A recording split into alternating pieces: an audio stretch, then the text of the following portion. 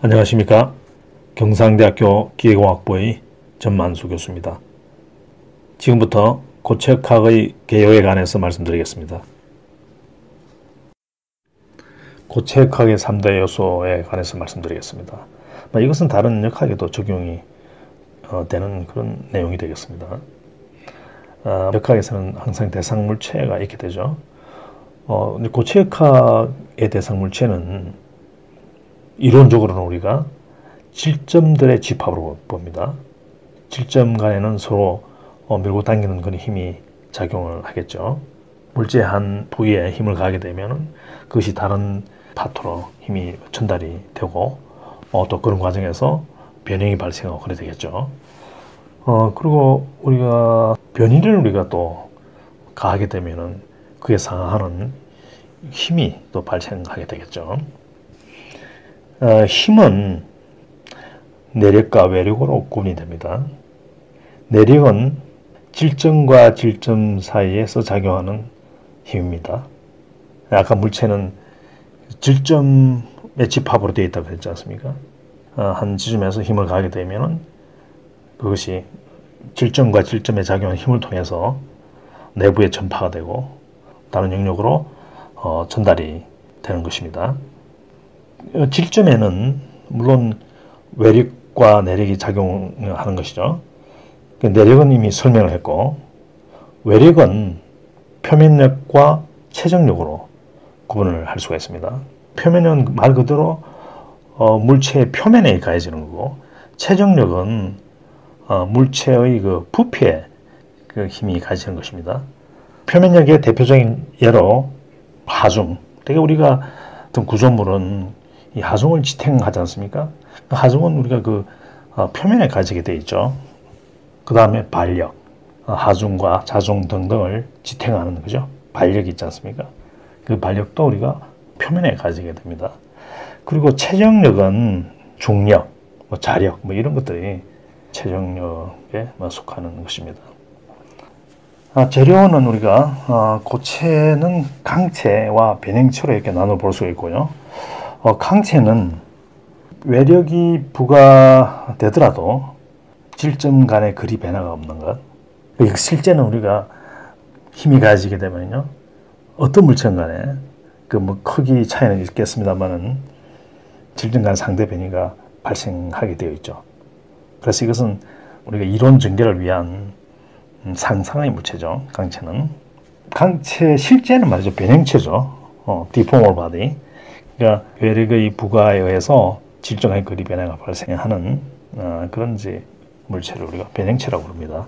이 변형체는 이 변형 특성 아까 말씀드린 바와 같이 이 재료는 그 힘을 저항하는 그런 특성이 조금씩 다 다르다고 그랬죠, 그죠?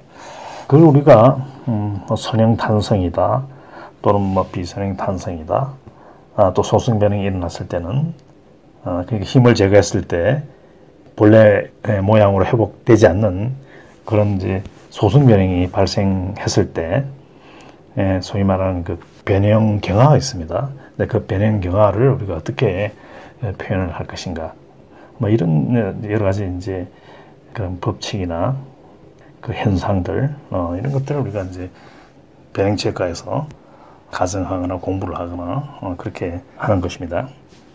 근데 우리가 통상 대학교의 그 학부 과정에서 배우는 고체역학에서는 재료는 선형탄성 특성이 있다고 이렇게 가정을 합니다.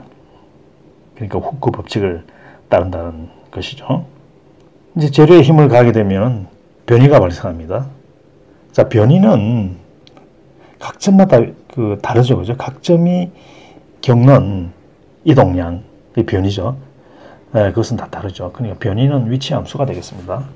일종의 이제 벡터 펑션이죠. 우리가 앞에 수학에서 언급했던 그 벡터 펑션이 되겠습니다. 근데 이제 변이는 그러니까 우리가 명확하게 이제 정해야 됩니다. 그런데 변이 안에는 변형이 들어가 있습니다. 그럼 변형은 뭐냐 이거예요. 우리가 변이를 분해해 보면은 강체 운동과 변형으로 이렇게 되어 있습니다. 강체 운동을 제외하면 그것이 변형이 되겠죠. 변형은 물론 행태의 변화, 이걸 변형이라고 그러죠. 자, 그걸 우리가 수학적으로 이야기를 해야 되는데, 수학적으로 이야기할 때는 변위는 우리가 수학적으로 정의되는 그 양이니까 그 변위에서 강체 운동, 이 강체 운동도 우리 앞에서 명확하게 정의를 했지 않습니까? 강체 운동을 제외한 것을 우리가 변형이라고 한다. 물론 강체 운동은 강체 뱅진 운동, 그러니까 회전하지 않고 이렇게 팽이동하는 운동과 회전 운동이 있죠, 그죠? 그리고 변형은 물론 질정 간의 뭐 상대 변인데, 이것은 이제 모양의 변화를 초래하죠. 이것은 우리가 역학적으로 탄성 변형과 소승 변형 이렇게 나눌 수 있고요.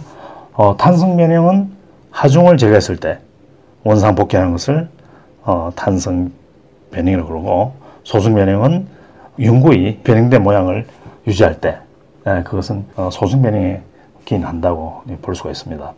그리고 물론 이제 이론적으로는요, 탄성 변형 안에는 이 재료가 등방성인가 이방성인가, 예를 들면 우리가 항공기 부품으로 사용되는 재료는 복합 재료가 많죠. 복합 재료는 이방성 소재의 뭐 대표적인 것입니다. 그리고 그 변형과 또 힘의 어떤 관계가 선형이냐 비선형이냐 뭐 이런 것도 중요하고요. 근데 어떻든 우리가 학부 과정의 고체과학에서는 기본적으로 탄성 변형을 공부를 주로 한다. 소승 변형 안 한다는 건 아닌데 주로 우리가 탄성 변형에 관심을 가지고 있습니다. 그것은 이제 역학의 이해, 이것이 이제 더 중요하기 때문이죠. 그리고 재료는 그 방향성이 없는, 즉 등방성 재료고, 그리고 힘과 변형의 관계는 선행적이다. 즉 그 후크 법칙을 따른다 하는 거죠. 우리 역학을 보는 관점을 크게 우리가 미시적 관점, 거시적 관점으로 나누어서 생각합니다. 이 그래프는 우리가 마이크로 스케일을 보게 되면 어떤 프로퍼티가 상당히 크게 변함을 알 수가 있습니다. 그런데 그 스케일 좀 키우게 되면, 자, 스케일을 키운다는 것은요, 자, 그 이전에 우리가 요 결정과 원자, 이걸 좀 공부를 먼저 할 필요가 있겠습니다. 뭐 잘 알다시피 돌을 보면 알 수 있죠, 그죠? 돌을 보면은 돌이 그 알갱이로 되어 있죠, 그죠? 그 알갱이를 우리가 결정이라고 그럽니다. 그레인. 그리고 물론 당연히 결정과 결정 사이는 결정 경계가 있죠. 뭐 당연한데 왜 우리 이 이야기를 하느냐? 그래서 우리가 결정뿐만 아니라 결정 경계가 재료의 성질에 상당히 큰 영향을 주기 때문입니다. 자, 이 좌편 그림은요, 결정 하나를 확대해 본 겁니다. 그 결정은 뭐로 되어 있냐면 아톰들의 집합으로 되어 있습니다. 자, 이 아톰들, 원자들은 규칙적인 배열을 하고 있습니다. 물론 이론적인 이야기죠. 이론이 틀렸다는 게 아니고 거기에 불순물이 조금 들어갈 수는 있다는 거예요. 근데 이와 같이 아톰들의 규칙적 배열을 하고 있다. 그 우리가 힘을 가한다는 것은 결국 이제 결정 경계를 통해서 결정에 이제 힘이 부과되고 그 아톰에 이제 힘이 가해지게 되겠죠. 아톰은 아톰 간에 서로 거리를 유지하려는 그런 성질이 있습니다. 그래서 탄성 변형이라는 것은 아톰 간의 거리가 조금씩 이렇게 변화가 되는 거죠. 근데 이 어느 정도 이상의 그 힘이 걸리게 되면은 이 아톰들이 그 자리 이동을 이렇게 순간적으로 해버립니다. 그걸 우리가 일종의 슬립이 일어나는데 그걸 우리가 전위다, 디슬로케이션이라고 그러죠. 디슬로케이션. 일단 전위가 발생하게 되면은 행태가 바뀝니다. 그러니까 소승 변형이 발생하는 거죠. 지금 제가 이제 소승 변형이 왜 생기는가, 탄성 변형은 어떻게 생기는가를 지금 설명한 겁니다. 그러니까 탄성 변형이라는 것은 아톰 간에, 그죠? 거리가 본래 그 지키려는 그 거리에서 조금 벗어나 있는 거죠. 근데 힘이 제거되고 나면은 원위치 하려는 그런 성질을 가지고 있는 것입니다. 그래서 우리가 어떤 측정을 할 때요, 극단적으로 볼 때는 아톰보다 작은 스케일로 측정을 하게 되면은 아톰 위에서 측정하고 아톰 그 사이, 이제 캐비티죠, 그죠? 그 빈 공간에서 측정하는 것은 값차이가 많이 나겠죠. 그래서 이제 이 그림에서 보다시피 그 스케일이 작아지면은 측정치가 상당히 이렇게 큰 진동을 한다는 걸 알 수 있고, 그리고 이제 스케일을 좀 키운다 이거죠. 우리가 이제 결정 있지 않습니까? 이 결정에서 한 결정이 아니고 결정 스케일이 아니고 결정을 한 50개씩 포함하는 그런 스케일로 우리가 측정을 하게 되면은 측정한 부위마다 큰 차이가 없습니다. 그래서 우리가 그 차이가 없는 그런 이제 스케일을 갖다 우리가 매크로스코픽 관점이다 그러고, 그 측정하는 위치나 어떤 방향에 따라서 그 값이 많이 바뀌는 경우를 우리가 마이크로스코픽 하다 이렇게 볼 수가 있겠습니다. 근데 이제 역학에서는 기계공학에서 사는 역학, 재료공학과에서 역학도 합니다만 그건 좀 우리하고 좀 다릅니다. 그쪽에서는 이제 마이크로스코픽 관점에서 하는 거고, 즉 그 미시적 관점에서 하는 거고요. 기계공학과에서는 주로 이제 거시적 관점에서 역학을 그 기술을 합니다만, 이 거시적 관점에서는요, 물체는 질점들의 집합이라고 이렇게 간주합니다. 자, 이 뉴턴이 물체를 그렇게 인식을 한 거죠. 파티클로 되어 있다는 겁니다.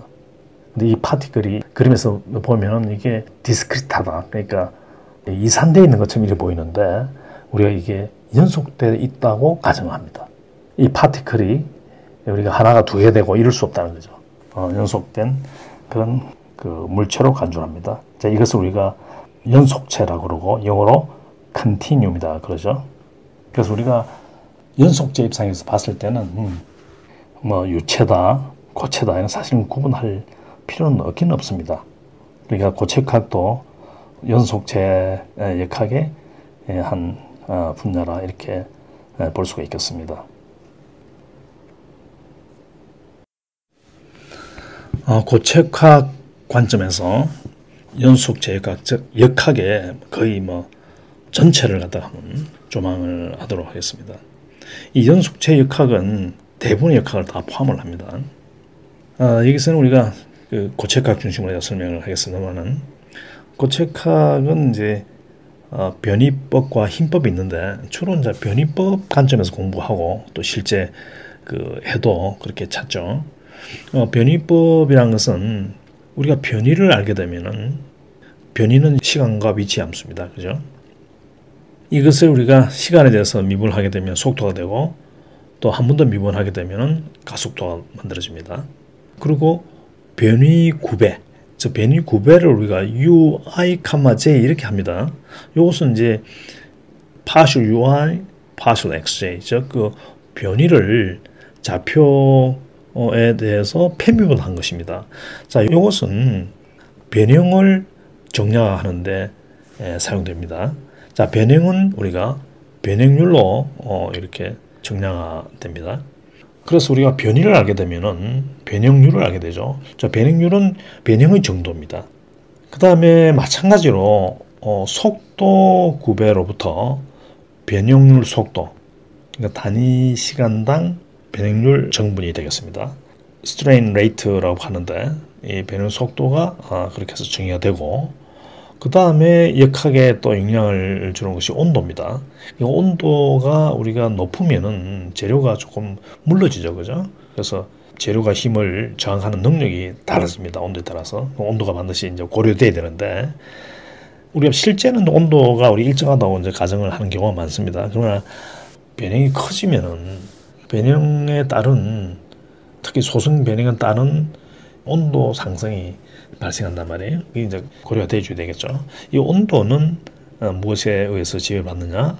물론 에너지 보존 법칙이죠. 그 에너지 보존 법칙에 의해서 이제 온도가 이제 결정이 되고요.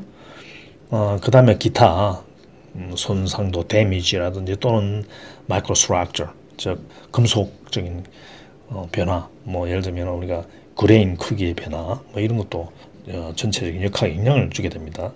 그래서 이런 값들이 이게 상태 변수들인데요. 이런 상태 변수들이 결정이 되면은 거기에 상응하는 그 물질의 저항 능력이 결정이 됩니다. 그것이 이제 스트레스로 나타나죠. 스트레스. 이거는 이제 단위 면적당 작용하는 힘을 일반화시킨 겁니다. 힘을 이제 정량화시킨 것이다. 이렇게 보면 되겠습니다. 그 스트레스가 이제 발생하게 됩니다. 근데 이 스트레스는 무엇에 지배를 받느냐 그러면 뉴턴의 운동 법칙에 지배를 받는 것입니다. 자, 이것이 이제 역학의 어떤 구성인데, 근데 문제는 우리가 사실은 변이가 주어졌다라고 해서 설명했는데, 실제는 변이가 우리가 미지수가 됩니다. 그러니까 이걸 변이를 구하기 위해서는 이렇게 연결되어 있는 이런 미분 방정식들을 연립해서 풀어야 되겠죠. 물론 전체를 연립해서 푸는 것은 쉽지는 않습니다. 근데 요즘에 우리가 이제 트렌드는 이걸 전체를 묶어서 풀자 하는 게 근래 트렌드고, 실질적으로 그렇게 함으로써 보다 좀 좋은 그런 지금 공학적 답을 얻고 있는 그런 상태입니다. 요거 있지 않습니까? 요 변행률, 요건 우리가 고체역학에서 공부를 하게 됩니다. 고체역학 1에서 간단한 부재에 대해서 정의를 하고, 고체역학 2에서 이와 같은 수식으로 일반화를 시키죠. 그 다음에 요 변행률 속도는 유체역학, 우리 대학에서는 그 2학년 2학기 때 공부를 하게 되죠. 유체역학에서 간단한 문제를 가지고 공부를 하고, 응용역학이라든지 한 3학년 4학년 이때 가면 변형 속도가 이제 변형에 큰 영향을 주는 그런 문제들 다루게 됩니다. 소승역학이라든지 또는 폴름 프로세싱이라든지 그런 데서 이제 또 공부를 좀 하게 될 것입니다. 다시 말하면 좀 일반화시키는 그런 작업이 이루어질 것이고, 온도와 관련된 것은 이것은 이제 2학년 1학기 때 배우는 열역학이 이제 기초가 되고, 열전달 교과목에서 공부를 하게 될 것입니다. 그리고 이런 이제 데미지 또는 뭐 마이크로 스트럭처 이런 것들은 좀 연구 토픽에 아직 머무르고 있기 때문에 오늘 대학원에서 이제 또는 금속공학과 이런 데서 가면 좀 공부를 할 수가 있고요. 그 다음에 이제 요 관계, 자 이런 변형이라든지 또는 온도 이런 것들이 주어졌을 때, 그러면 그 재료가 겪는 그런 양적 스트레스는 어떻게 될 것인가? 그것은 우리가 이론보다는 주로 실험에 의존을 하게 됩니다. 그래서 이걸 우리가 constitutive law라 그러고, 우리나라 말로 구성방정식이다 이렇게 부릅니다. 그리고 후크 법칙을 우리가 주로 이제 공부를 하게 되는데, 그것은 우리가 바로 고체역학 1에서 공부를 하게 되고요. 물론 뭐 후크 법칙의 좀 약간 기초적인 행태에 대해서는 아마 고등학교 때부터 중학교 때부터 아마 공부를 했겠네요. 그리고 이제 뭐 후크 법칙보다는 훨씬 더 복잡한 그런 법칙들이 이제 연구되고 또 활용되고 있습니다.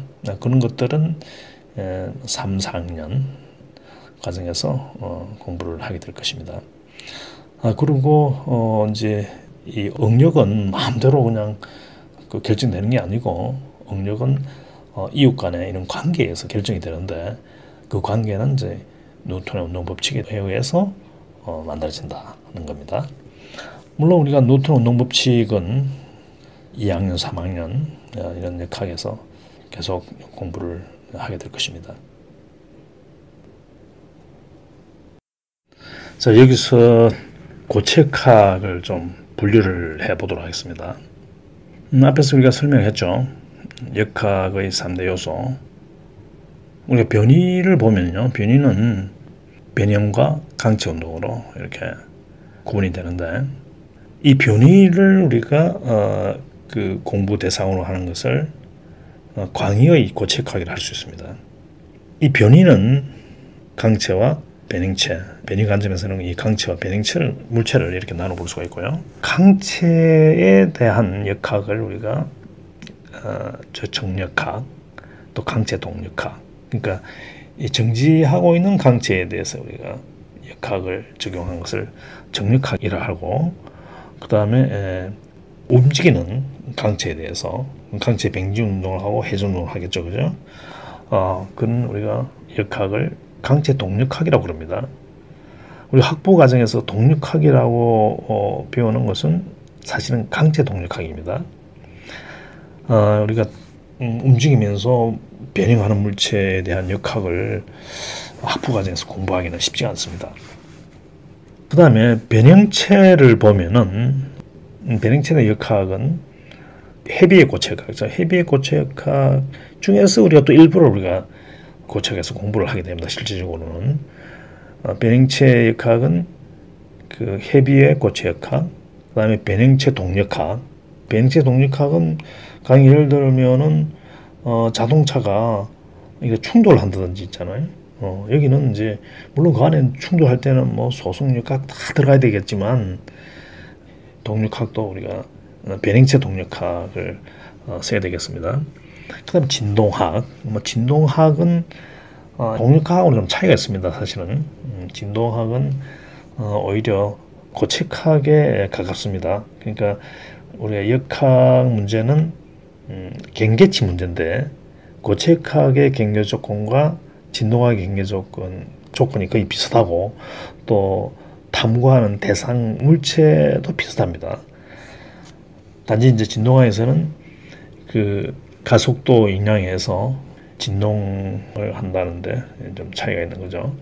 그 다음에 이제 헤비의 고체학을 들여다보면요, 탄성역학이 있고, 이것은 이제 변형이 발생했을 때 그 변형이 이제 원산 복귀한다 이거예요. 하중을 제거하게 되면은.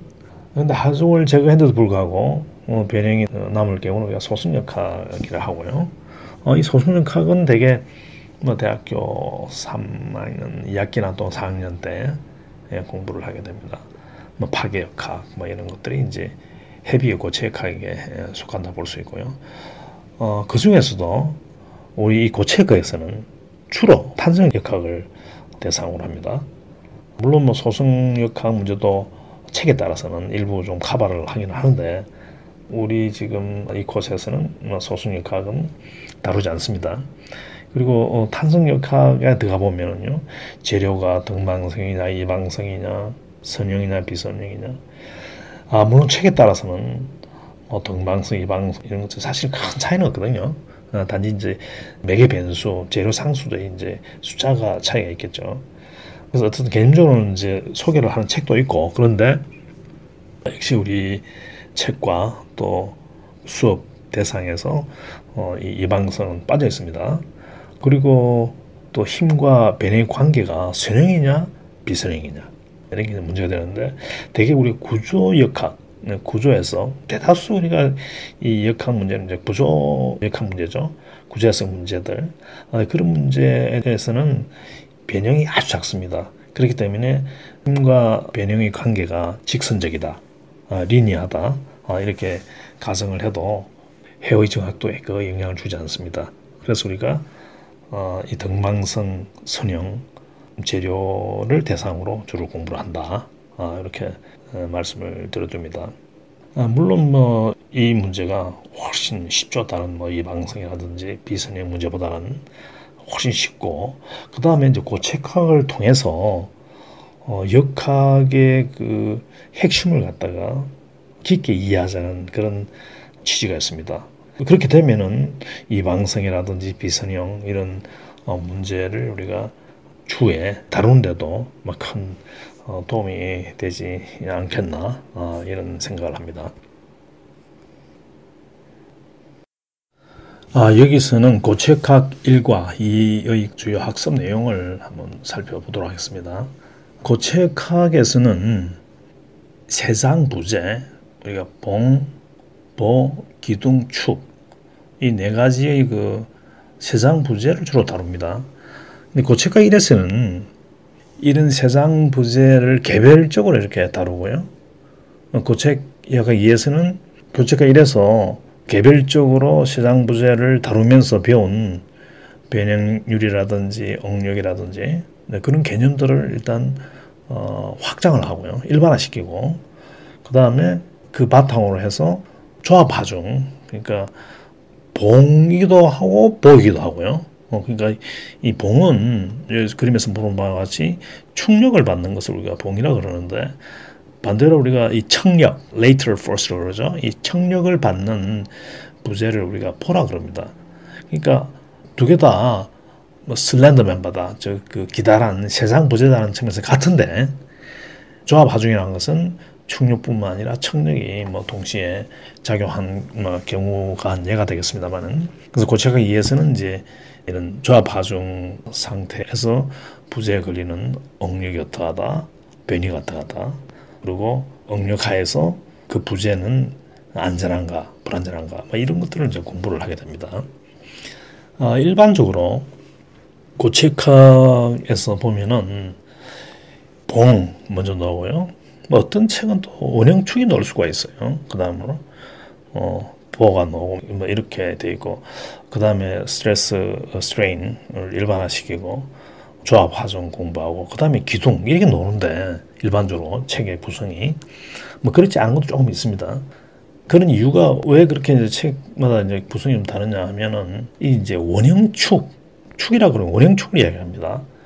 단면이 원형인 축을 이야기합니다. 축에는 뭐 이 삼각형, 사각형 축도 있긴 한데 그건 효율적이지 못합니다. 경제적이지 못합니다. 그래서 일반적으로 우리가 축이라 그러면 원형축을 이야기하고, 이 축과 나머지 있잖아요. 세상부재, 봉, 보, 기둥과는 차이가 크게 납니다. 봉과 보는 이거는 행제관입니다. 기둥은 약간 사촌관입니다. 그러니까 봉, 보, 기둥은 하나의 그 패밀리입니다. 패밀리. 근데 원형축과는 이렇게 서로 연결 관계가 없습니다. 자, 봉과 보가 왜 그 이 행제 관계인지 그거를 어렴풋이나마 여러분들이 이해하고 있으면은 공부하면서 여러분 스스로 길을 잃을 수 있지 않습니까? 뭐 그럴 가능성을 좀 줄여 줄 수가 있을 것입니다. 이 봉은 이 그림에 보다시피 세장 부재의 단면에 축 방향으로 이렇게 힘이 가해진 것입니다. 힘이 이리 가해지게 되면은 엔드 이펙트, 즉 끝, 이제 힘을 주려면 우리 끝에 이렇게 잡고 힘을 가해야 될 거 아니에요, 그죠? 그 엔드 이펙트가 사라지는 중간 지점에 이르면은 뭐 꼭 중간 지점 아니지만 하여튼 그 그립에서 조금 떨어진 이제 영역에 도달하게 되면은 억력이 이렇게 균일하게 됩니다.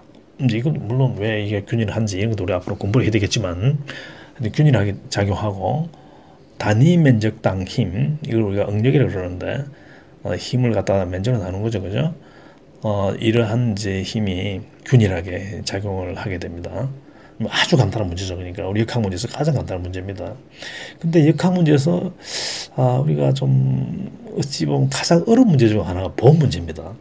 근데 이 보와 봉의 그 유사성을 알게 되면은 이 보험 문제가 아주 쉽다는 걸 알 수 있습니다. 물론 이제 보에서 봉 문제로 갈 때 여러 가지 가정이 들어갑니다. 그에 대해서는 여러분들이 왜 이런 가정이 들어갔고 결과가 뭔지 이런 것에 대해서 여러분 좀 세밀하게 봐야 됩니다. 자, 보는 말이죠. 청력이 작용하는 겁니다. 이렇게 이 그림은 세장 부재에 청력이 작용하는 것을 개념적으로 보여주고 있습니다. 자, 청력이 작용하게 되면은 단면에는 이 단면의 평행 방향으로 그죠? 합력이 하나 작용합니다. 이걸 우리가 전단력이라고 합니다. 그리고 굽힘 모멘트라고 이게 이제 청력에 의해서 돌아가려는 그런 성질이 생길 거 아니에요, 그죠? 그걸 이제 방지를 하는 그 모멘트, 이 모멘트를 우리가 굽힘 모멘트다 그리 부릅니다. 이게 이제 굽힘 모멘트가 볼을 굽히게 되는 거죠, 이제. 이것으로부터 이게 이제 단면에는 전단력과 굽힘 모멘트가 작용하는구나. 이건 알 수 있겠죠. 자, 이것을 우리가 요 예제를 통해서 다시 한번 보도록 하겠습니다. 이건 이제 한 끝이 고정이 되어 있는 세장 부재입니다. 그게 청력이 이렇게 끝단에 P가 작용하죠. 이걸 우리가 외팔보다 그럽니다. 보이론에서. 그 중간 단면을 한번 잘라서 생각해 보면요. 이 단면에서는 이 하중을 지탱하기 위한 그 하중이 발력이 그죠? 발력이 이렇게 작용해야 되겠죠. 뭐 크기는 같고 방향이 반대입니다. 그죠? 그러면 이게 이제 해질을 하려고 그럴 거 아니에요. 그죠? 그럼 해질을 못하게 이런 이제 빨간 이제 화살표 표시했습니다만 이와 같은 힘이 작용해야 됩니다. 자, 이걸 우리가 짝임이라고 그러죠. 짝임. 정력학에서는 배웠을 거예요. 이 짝임이 작용을 하게 되는데 보통 이 A 있지 않습니까? A는 상당히 큽니다. 이 단면이 작죠. B는 작습니다. 그래서 짝임이 이것도 이제 P도 이 짝임이죠, 그죠? 그래서 이 짝임이 P 곱하기 A가 되죠, 그죠? 이쪽 짝임은 F 곱하기 B인데 두 개 짝임이 같아야 됩니다. 그 이제 짝임을 우리가 모멘트라고도 하죠. 그 모멘트가 같아야 됩니다. 그러면 어떻게 되겠습니까? B가 작기 때문에 이게 이제 기우는 거를 회전하는 걸 방지하려고 그러면 F가 커지겠죠, 그죠? F가 상당히 큽니다. 그래서 이 F를 그런 측면에서 제가 길게 크게 그려놨는데 이 P에 비하면 F가 워낙 커요. 그 보호 이론에서는 이론 전개에서 P를 무시합니다. 그러니까 P를 무시한다는 것은 이론에서는 P를 0으로 두는 것입니다. 이게 이론입니다. 뭐 그렇게 했을 때 정답에서 정확도를 약 한 제 판단 간다는 2%, 물론 책에 그런 좀 근거가 있습니다만은 한 2% 정도의 정확도가 떨어집니다. 근데 공학에서는 그 2%는 중요하지 않습니다. 우리가 뭐 그 2%보다 더 작게 하려면 할 수 있는 방법이 있기 때문이죠. 이런 이제 보호 이론을 공부하는 것은 뭐 문제를 풀자는 것도 있지만 이걸 통해서 역학에 관한 그 이해를 갖다가 심화시키는 게 있죠. 그리고 계속 이런 역학적인 용어로 우리가 대화를 하지 않습니까? 이걸 오랫도록 환경에 여러분들이 이제 노출됨으로써 여러분들의 그 기계공학과 관련된 언어 구사 능력을 갖다가 향상시키는 그런 또 중요한 의미가 있기 때문에 우리가 다소 정확도 손실을 보더라도 어떤 가정을 하고 그 가정 하에서 사람 손으로 어떤 이론을 전개하고 답을 얻을 수 있다면은 상당히 가치가 있는 것이라고 할 수 있겠습니다. 자, 그래서 이걸 이제 뜯어보면요, 결과적으로 어떤 식이 되냐면 밑에서 보는 바와 같이 요 중심면에는 힘이 작용하지 않습니다. 여기 F가 그냥 집중 하중으로 있는 게 아니고 분포 하중으로 이렇게 있는데 위에는 크고 또 위에는 인장이고요. 밑에는 압축입니다. 이리 걸리죠. 그래서 우리가 이걸 바둑판처럼 이렇게 잘라가지고 각각 하나를 떼보면요, 이건 뭐냐면 봉 문제입니다. 사실은 그렇게 여러분들이 이제 인식을 해야 됩니다. 그럼 이제 기둥 문제는 뭐냐? 기둥은 이게 압축력을 가한다는 거. 인장이 생기면 이렇게 기둥이 이렇게 휘어지지 않겠죠. 기둥이 휘어지는 걸 우리가 자구려를 그러는데, 버클링. 이 자굴 현상을 이제 공부하는 것입니다. 자굴 현상을 우리가 수식화를 할 때 그게 또 가정에 들어갑니다. 어떤 가정에 들어가냐면 보에서 사용하는 기본식들을 기둥에도 그대로 적용을 하자, 이렇게 가정을 합니다. 그러니까 보와 기둥 또 봉과 보, 이 가래는 이렇게 행제관입니다. 이 둘이가 행제관이고 요거는 약간 배다른 행제입니다. 사촌도 아니고 약간 뭐 그렇게 보면 되겠습니다. 그래서 우리가 이렇게 이제 패밀리로 제가 이제 구분을 하죠. 그래서 제가 이제 고체학을 가르칠 때 어떻게 가르치냐면 봉에서 보, 보에서 기둥 이렇게 가르칩니다. 이 고체학 이래서 가르칩니다. 대개 그 고체학은 그렇게 가르치지 않습니다. 대개 이제 이걸 가르치고 이건 고체학 이해서 가르치고 그러는데 그럴 필요가 없고 그렇게 안 하는 게 이론을 또 심화하는데 유리하다고 저는 보고 있습니다. 원형축은 요거는 이제 별도로 우리가 공부를 하면 됩니다. 이건 여기서 이제 전단 응력을 주로 공부를 하게 되는데 보호 이론에서도 전단 응력을 공부를 합니다. 근데 여기서 전단 응력을 공부를 해서 보러 넘어본들 큰 차이는 없습니다. 큰 도움은 되지 않습니다. 사실은 여기서 이제 전단 응력을 차라리 배우고 그다음에 원형축을 이해하는데 뭐 도움을 받는 편이 낫지 않느냐. 그래서 여러분들이 이제 명심을 해야 될 게 고체학학 일에서 봉, 보, 기둥 이 중심으로 공부를 하고 고체학학 2에서는 원형축을 공부하고 그죠. 그래 원형축과 특이 보이론을 기반으로 해서 응력과 배응률 그리고 후크업체 기능 등등을 일반화시키고 또 응력의 의미를 부여하고요.